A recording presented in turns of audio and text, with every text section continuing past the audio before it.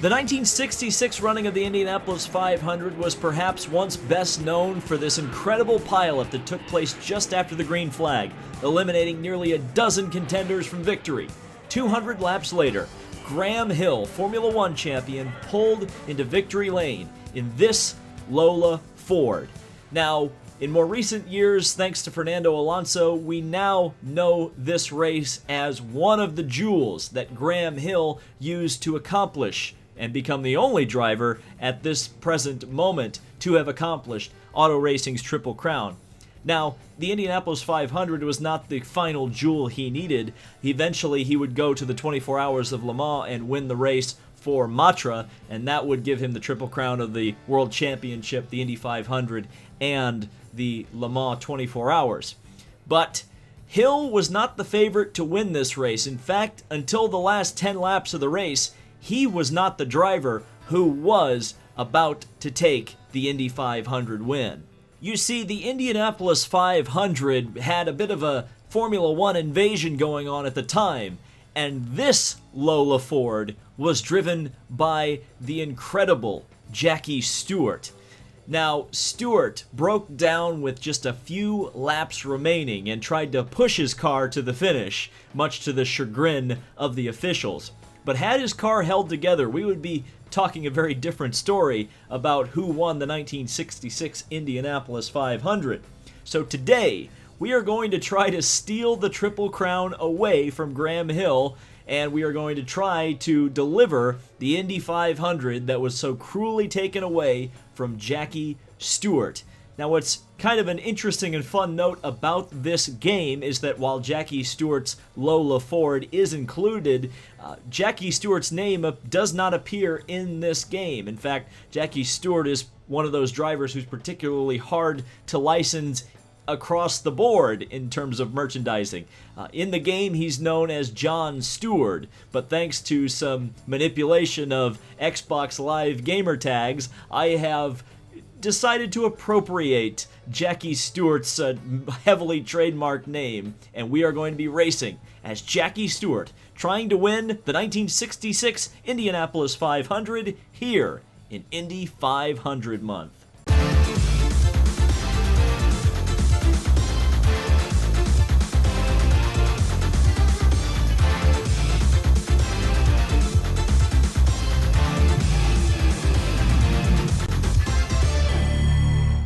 All right, here we are, ready to go from the very back. A quarter distance race, last to first. But if there's anybody who can do it, it's Jackie Stewart. I would say he's chasing immortality to try to win the Indianapolis 500, but I think Jackie Stewart has already been immortalized quite a bit.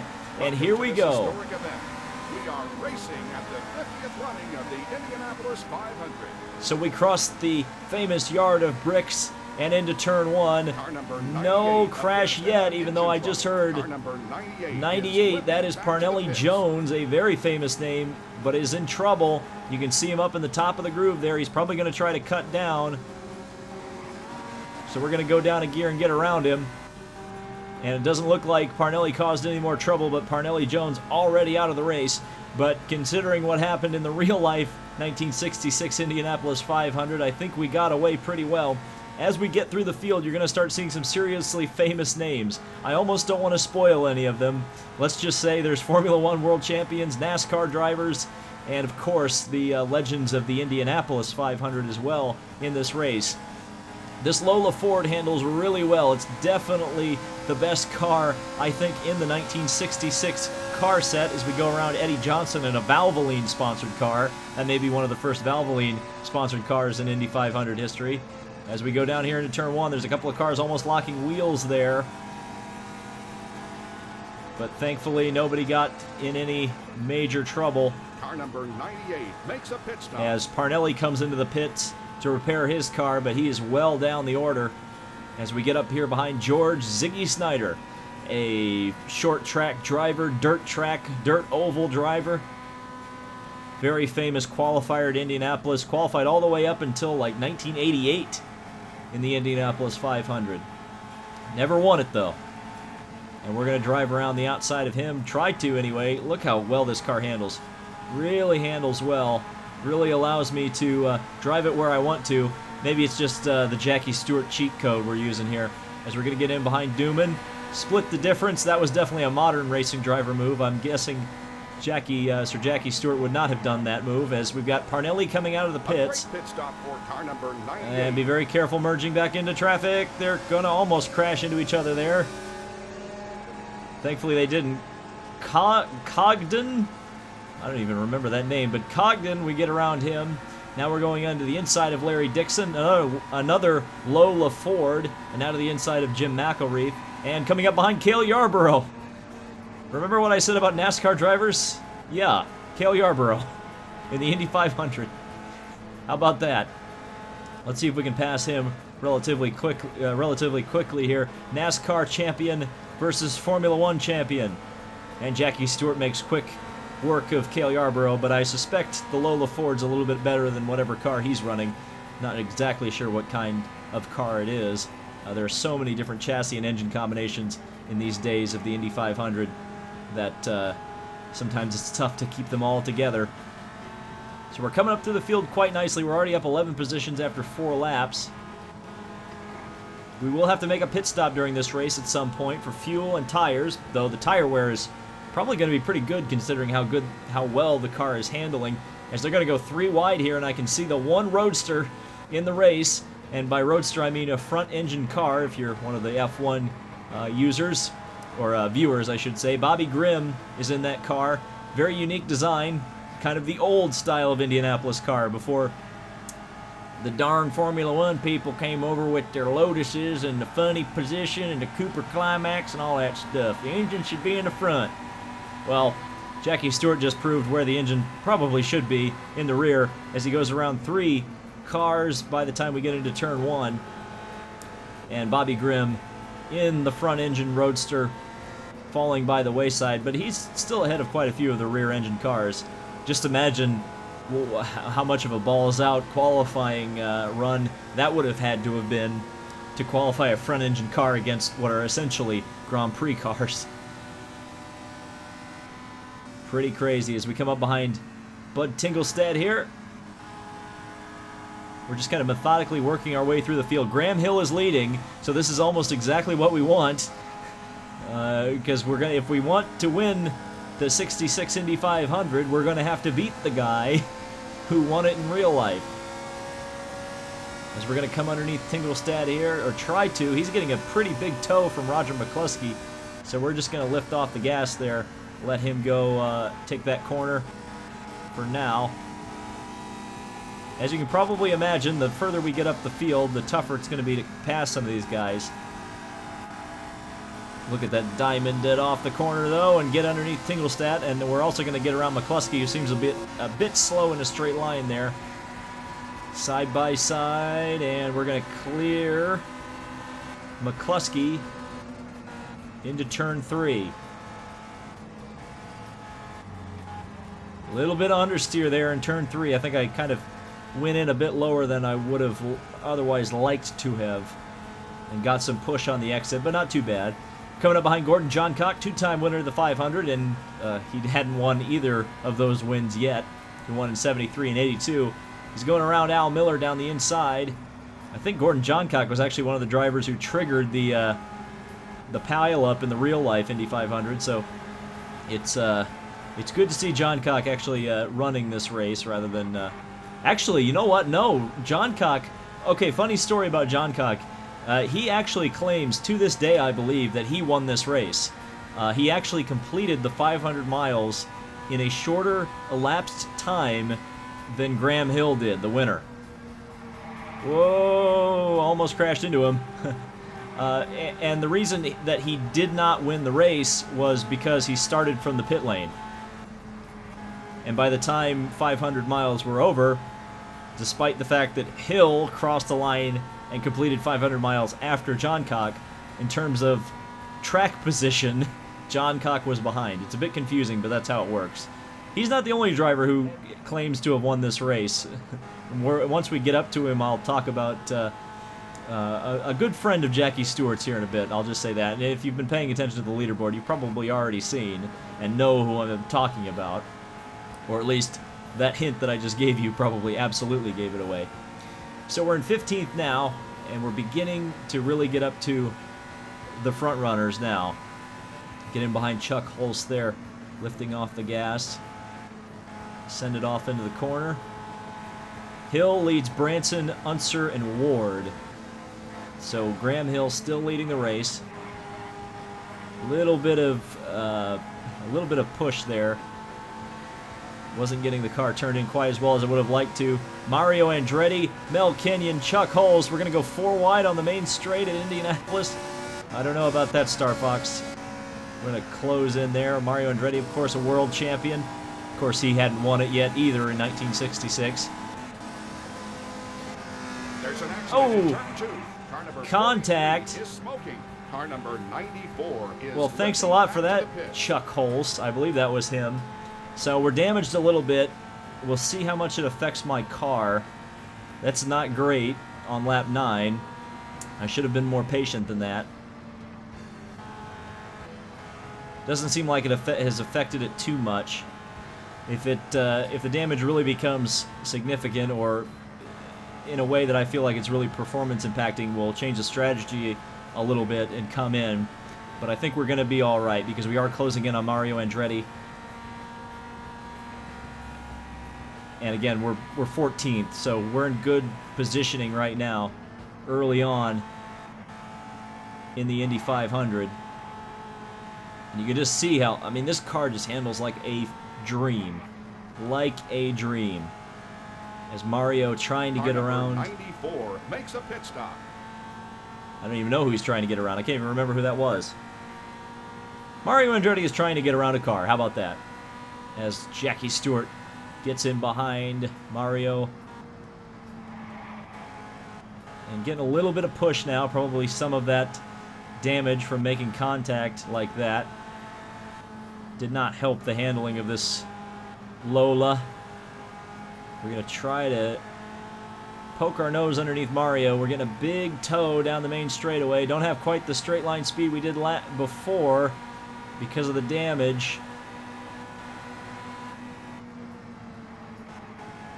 A great pit stop for car number 94. And we're going to go wheel to wheel with Mario. Ooh!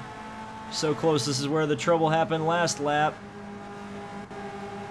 Got a little bit on the apron. Almost get up into Mario. Just couldn't hold the line there. And Mario will hold on for now, as we're already on lap 11. So 1/5 through the race already.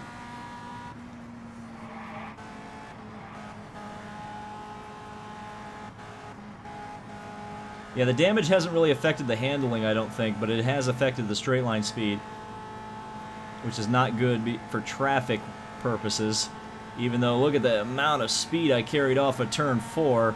I think that's going to allow a pretty easy overtake of Mario there in the Dean Van Lyons car. He's number 1 because he won the championship in real life in 1965 as a rookie, believe it or not. Tells you something about Mario Andretti's talent. Chuck Holst was the guy Mario was trying to pass, and one of the guys who seems to be moving up through the field pretty quickly. So we're going to try to get up behind Chuck Holst, though he's getting a pretty big draft down here into turn 3.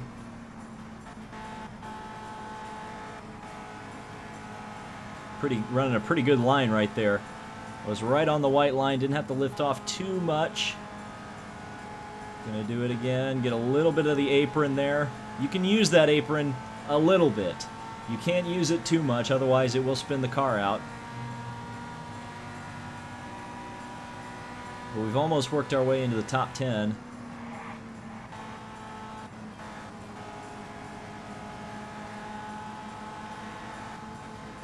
Let's try to pass Chuck Holst on the outside or cross him over here.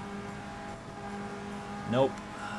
I should have stuck with the outside because he gave me the outside, but it didn't work. So thankfully, Mario's fallen back a little bit, so I can kind of experiment a little bit with my lines to try to find the best way around Holst.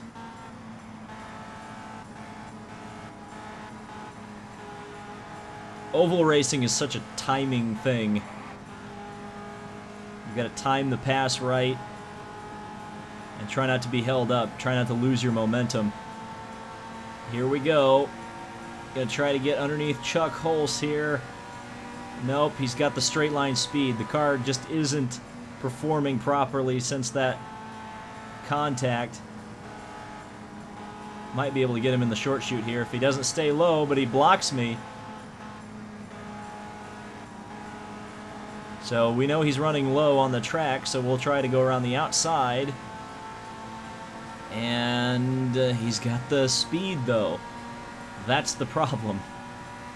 He's got the speed on me.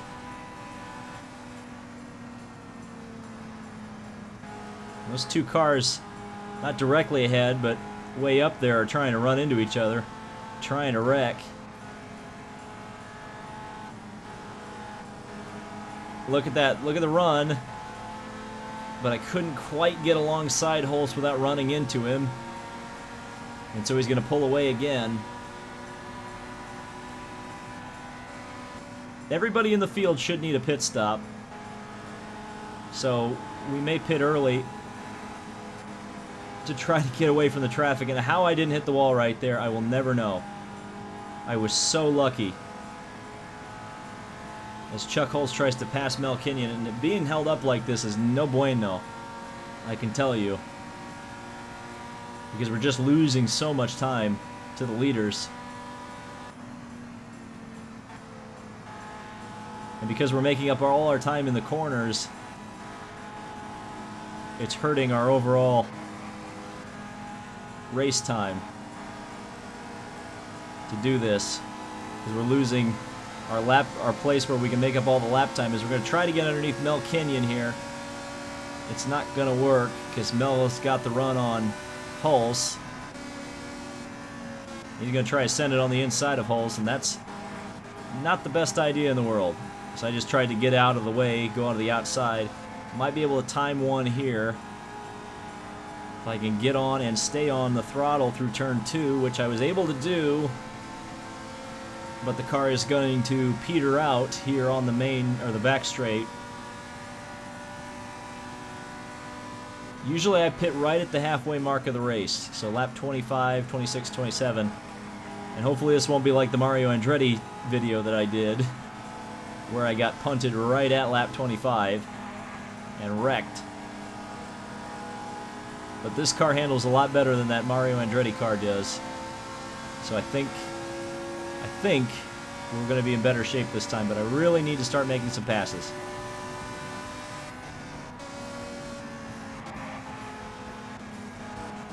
And there's Kenyon slow.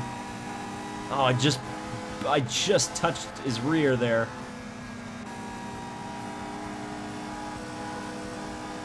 Oh, pushed up just a little bit. Still can't get around Mel Kenyon. My goodness. I really need the straight line speed. Hopefully when we get into the pits, we'll get some clean air. Because that's where we're really lacking. And look at those guys draft with each other. And really pull away. This car gave me a little bit of a twitch there in turn 3. Gonna really drive it through turn 4, flat out on the gas. Catch right back up to them and then be right back in the same situation. Where I can't really make up any time. We are quickly catching those cars ahead of us, though. So these cars are definitely helping me pull up to them. Alright, here we go. This may be my chance. That was a good run. About as good of a run as I'm going to get. As we get up alongside Mel Kenyon. But he's going to have the legs on the straight. And pull away.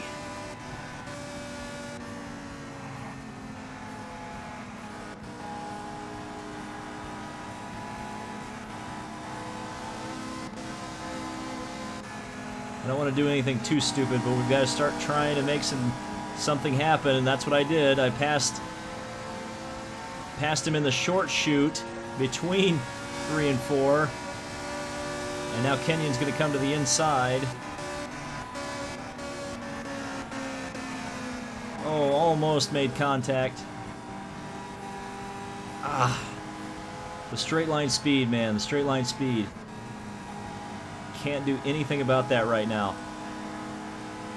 And again, I really want to pit, but I've got to make it to the end of the race. Now we're getting to the inside of Kenyon. Might be able to make the pass this time. Oh, we're making contact.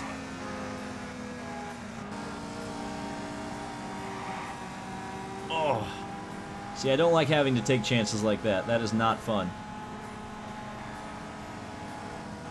And for about 10 laps, I've been completely stalled out. I was able to make up all that time, and now my car is just completely stuck in this position.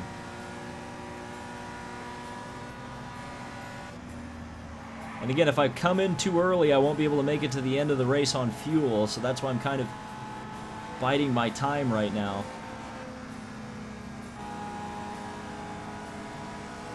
Once the fuel tank gets past halfway and we're past halfway in the race, then I can make the stop. But right now, it looks like fuel consumption is going to be a bit of a factor in this race. Car number 66 is smoking.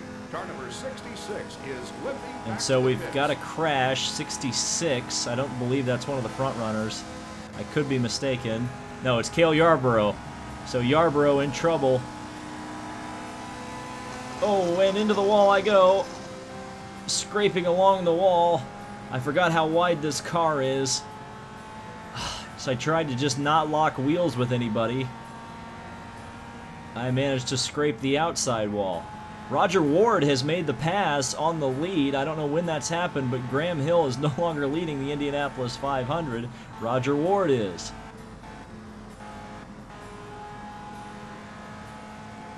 So we're on lap 21. Not to halfway yet. But the fuel tank is getting to halfway.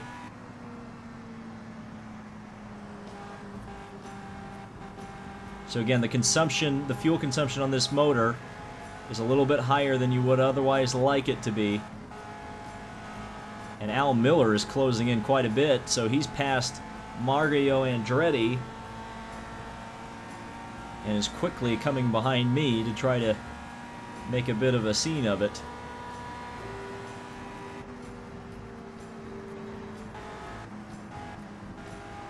So I ran right on the apron there just a little bit. Tires are definitely wearing out. At least a little bit. Now we're starting to get some clean air. That was a slow stop for car number 66. So that's a good thing. Let's see how much we pulled away there through the corners. This race is not over yet. Remember how many positions we made up in the first 10 laps on fresh tires and fuel. If we can make up that much time in the last 10 laps of the race with everything fresh again and maybe some clean air, I think we're still within a shot of winning this thing. Gonna need a little bit of luck now, no doubt about it. But it's not like the leaders are completely out of sight and out of mind.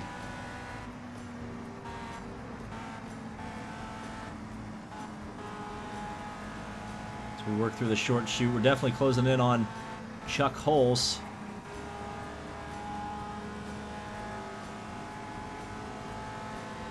So I guess we are closing in on Chuck Hulse, but the car ahead of us is Kenyon. So Kenyon, I'm not even racing for position, right? He's literally just a lap car being a pain. That's annoying. Hadn't even realized that, but yeah, that's the case. Because there's Mel Kenyon. But this time he doesn't have a draft. And I do. And even though I have a little bit of a horsepower deficit, I think I'll be able to pass him.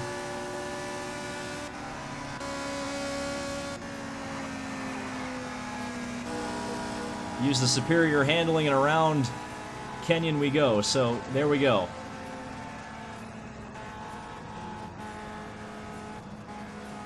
Just try to keep the momentum up. I had cracked the throttle just a little bit there in turn 2. Kenyon's going to get the run. That car is so fast in the straight line. Where is he coming? Where is he coming? To the inside. And he makes the pass back, which is annoying. But I guess if we work together a little bit, we can slingshot a bit and make up some time to the cars ahead of us. We're almost to lap 25. The fuel tank is just past halfway. So what I'm going to do is get out of traffic and get this car repaired now. And then absolutely go on a tear here at the end of this race. So I've got to run a really good in-lap here. Actually, it's going to be cutting it awfully close, I'll tell you that. Actually, no, it won't. Car number 96 is limping back to the pits. 96. That is a car that's already at the back of the field.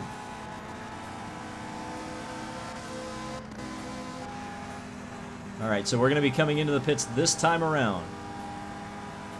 Going to make the strategy call.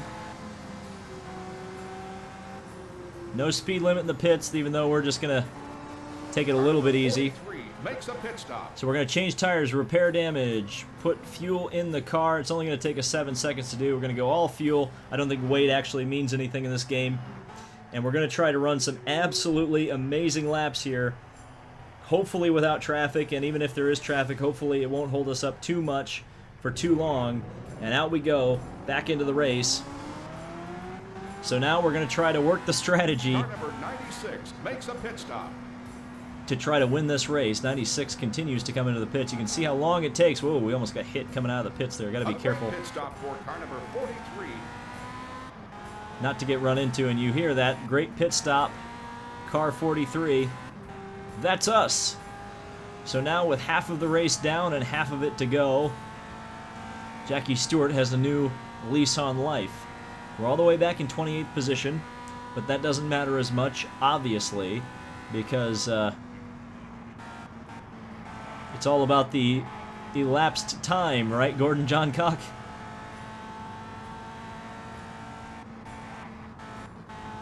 So we just got to run as fast as humanly possible. A great pit stop for car number 96. So 96 has been in the pits. I believe 96 is behind us, though. I think that was one of the car. That was probably the car that ran into us earlier in the race.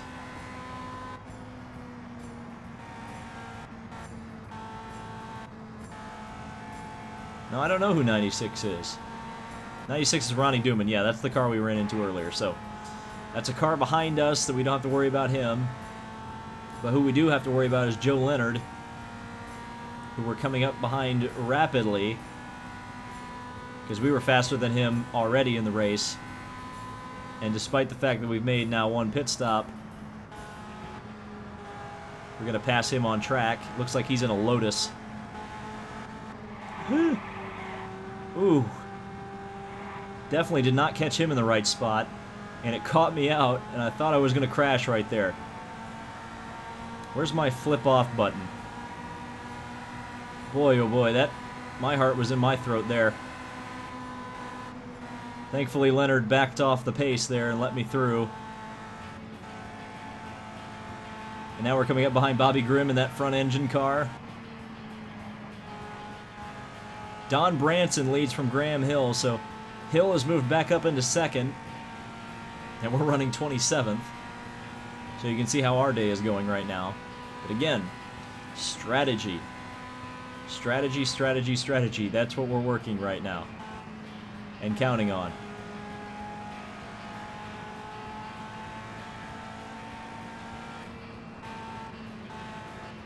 Let's see what we can do with Bobby Grimm here. I think we'll be able to pass him around the outside fairly easily. Yep, he gave me room. And around we go. Thank you, Bobby Grimm, for doing that. That was very nice of you. And now flying down the main straight on lap 29 in P26. Just ran my fastest lap of the race. Right there at 168 miles an hour. We'll probably be running 170s here in a second if I can really nail some of these laps. Because the car is absolutely hooked up right now. We've got a lot of clear track ahead of us. And that's exactly what we need. And the traffic we do look like we're going to encounter is fairly spread out, even though there's a couple of cars up there that are running side by side. These cars aren't going to be as difficult to pass as the ones were earlier in the race. when everybody was kind of even Stevens on all the tire wear, fuel wear, all that good stuff, as we get around Jim McElreath very easily and move back up into 25th spot.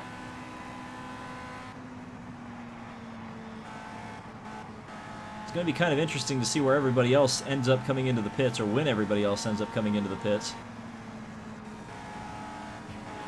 Because I'm pretty sure everybody will not be able to make it the entire length of this race on one tank of fuel, and even if they do, there'd be the front engine cars, and I've already passed the front engine car, which seem to get better fuel mileage in this game for whatever reason. So as I go underneath Billy Foster there, move up into 23rd, we're already 10 positions back from where we were earlier, so we're really making up a lot of time here. This is exactly what I need to do. Pass cars, make up time. Last lap, 169 miles an hour, so just like I said, we'll probably be running around 170 miles per hour. And that's exactly what I'm doing. I think we'll see that 170 broken, but will it be enough? I've already made up a second on George Snyder just in one lap. Or 2 turns, really. I was looking at it on the main straightaway, and it was at 3 seconds. Now it's at 2.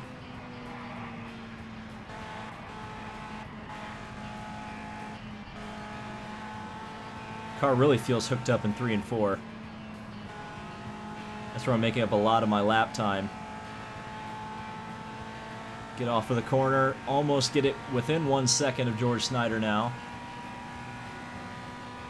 And when we cross the line, we're just at a second. So we made up 2 seconds on that lap on George Snyder, and hopefully we made up 2 seconds on the rest of the field if that is the case. And look just how much time I made up in turn 1 alone on George Snyder and Cale Yarborough, but Yarborough is a lap down, so we're not going to have to worry about him. But what we are going to have to worry about is Snyder drafting him and backing off the throttle. And that's not the most amazing thing in the world. We're going to have to really drive it in deep into turn 3, which I was able to do because the car's stuck. Thank you very much. Look how much easier it is to pass cars. Maybe I should have pitted a bit earlier and started my recovery drive earlier, but again, I was worried about the fuel consumption. Pitting on lap 25 essentially guarantees that you're going to make it to the end of the race.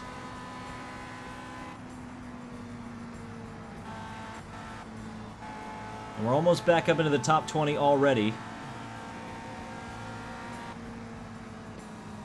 I would feel really confident if we end up before everybody else pits, getting back into our original position of 13th. I think that's going to be tough to pass 11 cars in the next 10 or so laps, but it's not completely outside of the realm of possibility. And we could also be helped by some cars having crashes or breaking down. That is a possibility in this game, though it doesn't seem quite as likely in this race. This race has been fairly clean so far, just the 2 crashes for Yarborough and Parnelli Jones on the very opening lap of the race. But outside of that, everything's been pretty clean. Again at 169 miles an hour for me. The car is actually probably the best, feels the best in turn 1.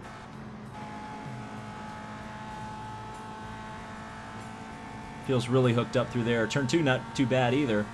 Now we're catching Larry Dixon. There's another driver in a Lola-Ford. Not sure if he's a teammate. I need to look that information up.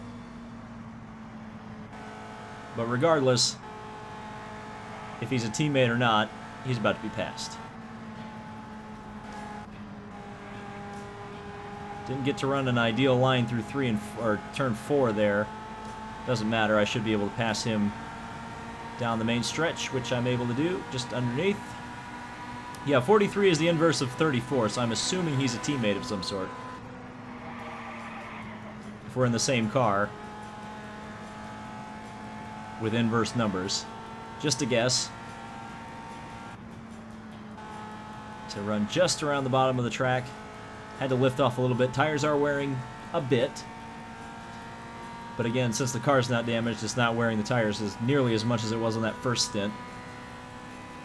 P20. Car number 27 is smoking. Car number 27 is limping back to the 27. pits. Which car is that? It's not one of the top 4, but of course 27. It's not Hill, because Hill is 25 or 26. He's 24, so that's not Graham Hill. 27 probably had to have been a car behind us, right? Yeah, because I don't see him on the board there. So we're coming up behind Ronnie Dooman here. Looks like we're going to have to pass him on the outside. Yeah, Billy Foster, 27. So we'd already passed him. Ooh, a little close there out of turn 2. Wheel-to-wheel action. Yeah, there's a wheel on the track. Car number 27 makes a pit stop. And we're not chasing down Johnny Boyd. That was actually not even for position. That was just a lap car I passed around the outside. So not sure why I had to lay that kind of a move on him. I wish he would have just gotten out of the way. Where are the blue flags? To use the Sebastian Vettel term. And now we're getting up behind Johnny Boyd. 0.4 of a second, 0.3 of a second. Not sure we're going to get him before the turn. And no, I'm not.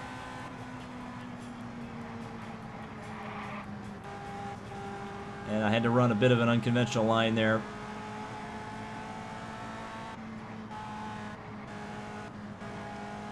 Now we're going to cut it down to the inside. Should be able to sneak underneath Boyd unless he isn't a nice Boyd. But it looks like he is going to be. Car number 27. And 27 has finally made it back to the pits. Not like it really affects my race. But we do move up into the top 20. Now 19th.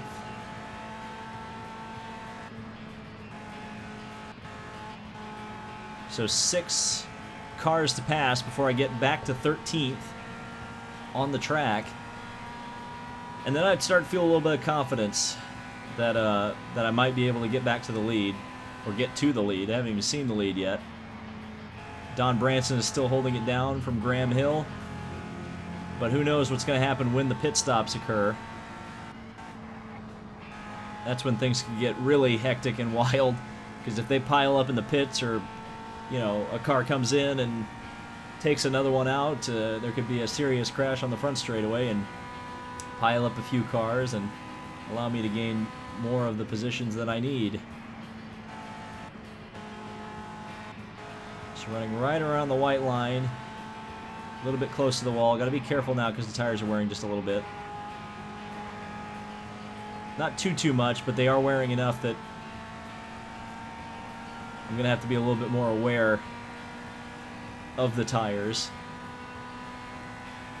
But we're chasing down Mario Andretti at a significant clip. You have to realize that as well with some of these drivers that they are also, you know, they've got now 39 laps on their tires, not tires on their laps. Is limping back to the pits. And 31, that is Dan Gurney. That would be a position. So now we are having some trouble, trials and tribulations and crashes with some of the front runners. So Dan Gurney, car number 31, makes a pit stop. Makes it into the pits after his wall banging incident. But that'll give us 18th spot. And a bit of a preview, because Dan Gurney was running up in the top 5, about where we may cycle out once this pit sequence ends. And it looks like Gurney is still sat in the pits. So that's the story there. So we could theoretically, when the pit stops cycle through, be 4th, maybe 3rd. I'll make that guess. We'd be about where Roger Ward or Bobby Unser are. But I don't think quite in the lead. Stop for car number 31. And you have to consider that when these people do end up coming into the pits, they are going to have fresh tires, almost certainly. And that means they may be able to actually race me properly, and probably a little bit harder than my car may be capable of doing after having nearly 25 laps put onto the tires. But we're coming up to 10 laps to go now. And we're slowly chasing down Mario Andretti and kind of this lead group of cars. And we're doing it on track, which is good. Because Mario, of course, was one of those guys that we were up there in the mix with. Gordon Johncock as well, but he's a few more positions up the road. So with 10 laps to go, we're in P18. We may be able to get all the way up to back to 13th, lucky 13th. But it is going to take some luck because it looks like these guys are racing pretty hard. 14 makes a pit stop. 14 pits, so now we're getting pit stops, I believe. 14 is smoking. Nope, 14 has crashed. Car number 8 makes a pit stop. Car 8 has Car crashed. number 12 is smoking. Here we go, everybody's coming into the pits. No fuel this time for car And there's a number crash on the 13. main straightaway. A car... See, this is exactly what I was talking about. With cars coming in and out of the pits. We go up to 14th position, passing Mario Andretti and Johnny Boyd. So a great pit stop for car number 14. some of the cars at the back of the field coming, or not the back of the Car field, number but 14 is smoking. The leader makes a pit stop. so the leader is in. Here we go. That's Don Branson in the pits. Car number 56 makes a pit stop. 56 is That was a slow stop for car number 8. Car Jim number Hurtubise. 2 makes a pit stop. Yep, all the pit stops are going now. Car number 75 makes a pit stop. It's time to fly around this corner as quick as we Car can. number 77 makes a pit stop. Everybody coming into the pits. Look at this. And where are we going to come out? Are we going to get the lead? Are we going to get the lead in the Indianapolis 500? Car number 28 makes We're a passing pit Graham Hill. We did it. We're in the lead. Jackie Stewart takes the lead Car in the number Indianapolis 53 makes a 500 pit with stop. 7 laps to go. stop. A great And this pit is stop right for car about number where he 24. lost the race in Car number 1966. 54 makes a pit stop. Jackie Stewart passes Graham Hill That was a to slow take stop the for lead car in the number Indianapolis 18. 500. We passed Jim Clark as Car well, and number I guess I'll talk 94 about Jim makes a Clark pit stop. because Jim Clark That was a slow stop for nearly car won number this race as well. 22. He spun out a couple of times. Legend has it that the scoring people missed one of his laps, and that's why he lost this race. But it's That not was going to a matter slow much stop for car number 28. if we can just keep the 6-second gap over Graham Hill. He's a little dot in the rear view mirror No fuel this time for car as we can number complete 94. lap 44. That was a slow stop for car number 54. Got to be careful of lapped cars coming out of the pits. We got around that car just nicely.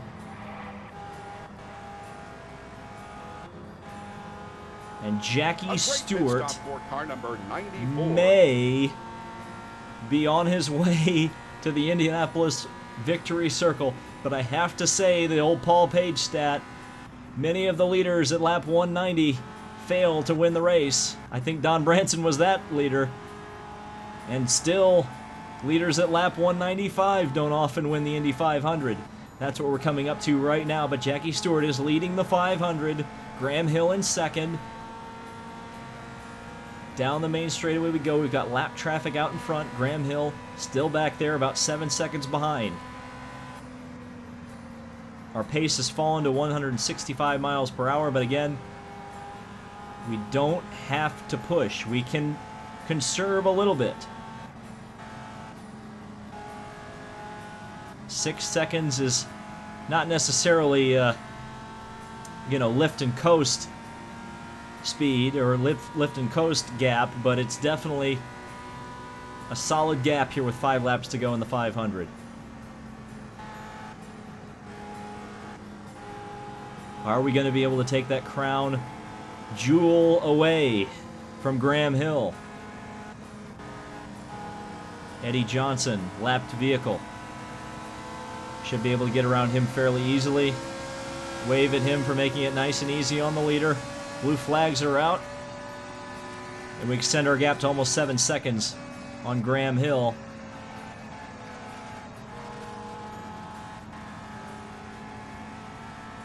And so can Jackie Stewart pull off what he couldn't do in 66? That's been the whole point of this video, and it may come down to exactly what I proposed at the beginning.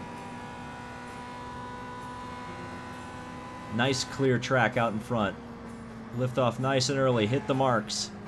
Didn't really hit the marks. But it's okay. A driver from Scotland would eventually win the Indianapolis 500. It wouldn't be Jackie Stewart. It would be Dario Franchitti, doing it in 2007, 2010, and 2012.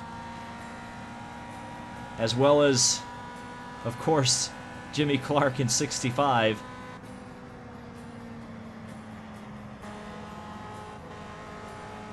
There was another Scotland-born driver, Jeff Ward, motorcycle driver, who almost won it in 97.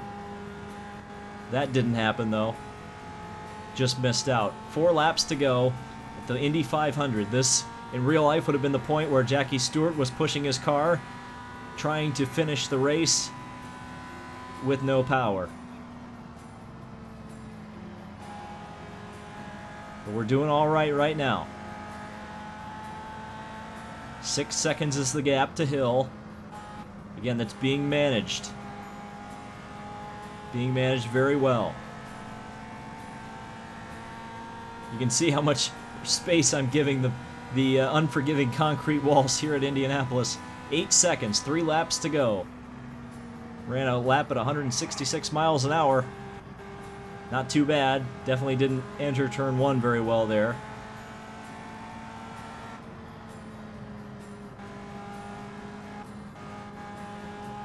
Just kissing the white line there. Again, just trying to keep it right in the middle of the track. That's all we need to do. Keep it right down the straight and narrow, stay away from the walls, and bring it home for Scotland. Can we do it?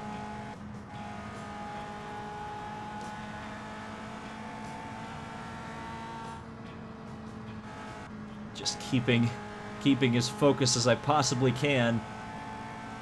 Patience is a virtue, especially in the Indy 500. And we were definitely patient. We definitely ran the right race.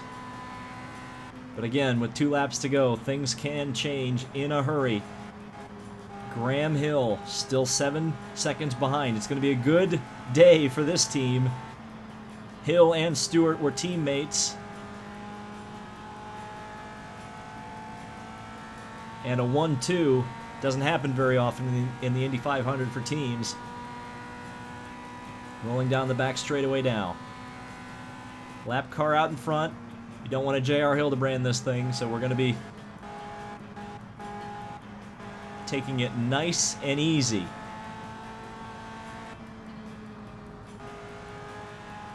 Right around the bottom of the track.